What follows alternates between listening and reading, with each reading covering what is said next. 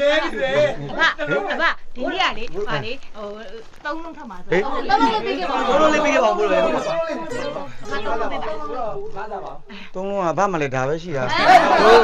ဘာကလည်းပေးရမလဲဆိုတော့ဒါပဲတွေးနေတာလို့ပါ နှလုံးပြီးတော့မှာပါဒီနေ့နှလုံးသုံးလုံးနော် နှလုံးသုံးလုံးအကုန်အဲ့ဒါငါရှိတာအကုန်ပဲဗော ဘာပြောလဲအဘဒီနေ့အတွက်စဉ်းစားထားတာအကုန်ပေးလိုက်မယ် ပေးရပါလေ ဒီမှာဘာမှမထားကြဘူးနော် ဘာပြောရလဲ ခဏလေးခဏလေးဘာခေါင်းလေးကြိုက်လာလို့ခဏနေ ခဏပါခေါင်းလေးကြိုက်လို့ဘာခေါင်းလေးကြိုက်လို့ပါ ခေါင်းလေးကြိုက်လို့ဟာတွေ့ပြီဒါပဲလို့ဘာခေါင်းလေးကြိုက်လို့လဲမလဲကျွန်တော် ဘာခေါင်းလေးကြိုက်လို့ တစ်လင်းကခွေထိုးရမှာလေဟဲ့ခွေထိုးကျမလည်းကကားပေါ်မှာဖုန်းကြံခဲ့တယ်ဖုန်းနဲ့သွားអော်လိုက်အောင်မယ် ဟုတ်ကဲ့